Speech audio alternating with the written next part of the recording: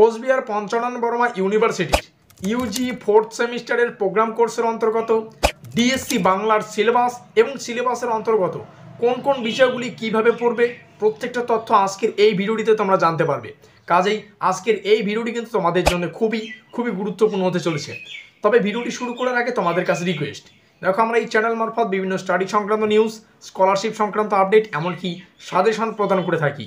কাজেই খুব ভালো হবে যদি আমাদের চ্যানেলটিকে সাবস্ক্রাইব করে দিয়ে আমাদের পরিবারের সদস্য হয়ে নাও। আর দেখো ভিডিও নিচে যে কমেন্ট বক্সটি রয়েছে তা কিন্তু সকলের জন্য খোলা, তো তোমরা কমেন্টে এটা জানাতে ভুলো না আজকের এই ভিডিওটি তোমরা কোন কোন কলেজ থেকে ওয়াচ করছো। তো যাই হোক, শুরু করছি আমাদের আজকের এই স্পেশাল ভিডিওটি। তো দেখো সম্পূর্ণ সিলেবাস আমাদের সামনে, এই মার্কিনযুক্ত এলাকা আমাদের সম্পূর্ণ সিলেবাস, কথা ক্লিয়ার। আর প্রথমেই আমরা দেখতে পাচ্ছি সেমিস্টার 4 অর্থাৎ ফোর্থ সেমিস্টারের প্রোগ্রাম কোর্সের অন্তর্গত ডিএসসি পেপার, ডিএসসিতে যাদের যাদের বাংলা রয়েছে তাদের সম্পূর্ণ সিলেবাসের অন্তর্গত কোন কোন বিষয়গুলি কীভাবে পড়বে প্রত্যেকটা তথ্য তোমরা আজকের এই ভিডিওটিতে জানতে পারবে, কথা ক্লিয়ার। তো প্রত্যেকটা কথা কিন্তু তোমাদের মনোযোগ সহকারে বুঝতে হবে।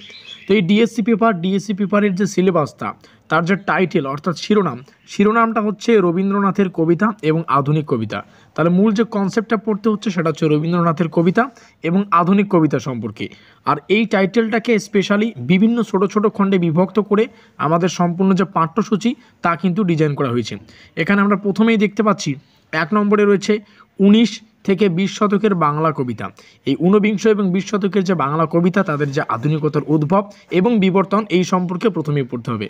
দ্বিতীয় কনসেপ্ট, যেখানে দ্বিতীয় একটা ছোট্ট বিষয়, যেখানে হচ্ছে রবীন্দ্রনাথের যে কবিতা পাঠ, সেই কবিতা পাঠ সম্পর্কে পড়তে হচ্ছে। এখানে সঞ্চয়িতা 6টি নির্বাচিত কিন্তু রয়েছে, আমরা 6টি প্রত্যেকটা পাঠ সম্পর্কে আলোচনা করব।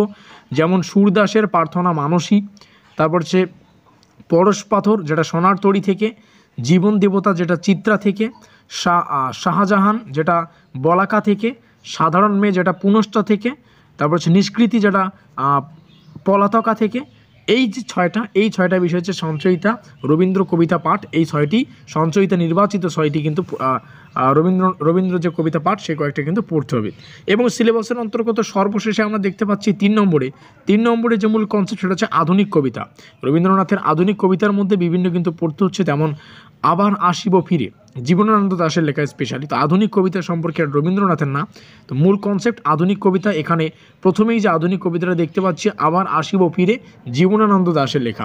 ফ্যান, প্রেমেন্দ্র মিত্র, পদধৃতি, বিষ্ণু দে, যত দূরে যাই সুভাষ মুখোপাধ্যায়। তো এই কয়েকটা আমাদের সম্পূর্ণ সিলেবাস জুড়ে কিন্তু রয়েছে। মূল টাইটেলটা আমরা দেখতে পারলাম রবীন্দ্রনাথের কবিতা এবং আধুনিক কবিতা। রবীন্দ্রনাথের কবিতাগুলি দেখলাম এবং সর্বশেষে আধুনিক কবিতায় আমরা জীবনানন্দ দাশের নাম পাই, প্রেমেন্দ্র মিত্রের নাম পাই, বিষ্ণুদের নাম পাই এবং নাম পেলাম সুভাষ মুখোপাধ্যায়। এই কয়েকটা বিষয় পড়তে হবে। পরবর্তীতে দেখো আমাদের সাজেশনমূলক ক্লাসগুলি কিন্তু এখানেই থেমে থাকবে না। পরবর্তীতে আমরা এই সিলেবাসের উপর ভিত্তি করে কোন কোন প্রশ্নাবলী তোমাদের পড়তে হবে ছোট থেকে, অর্থাৎ 5 নম্বরের, 10 নম্বরের আর 15 নম্বরের কোন কোন প্রশ্নাবলী পড়তে হবে তার লিস্ট তোমরা পরবর্তী ভিডিও কিন্তু পেয়ে যাবে। একদম স্পেশালি কমনযোগ্য 100% কমনযোগ্য প্রশ্নাবলী আমরা পরবর্তী ভিডিও আলোচনা করব। এছাড়াও এখানে আমরা দেখতে পাচ্ছি আধুনিক কবিতা।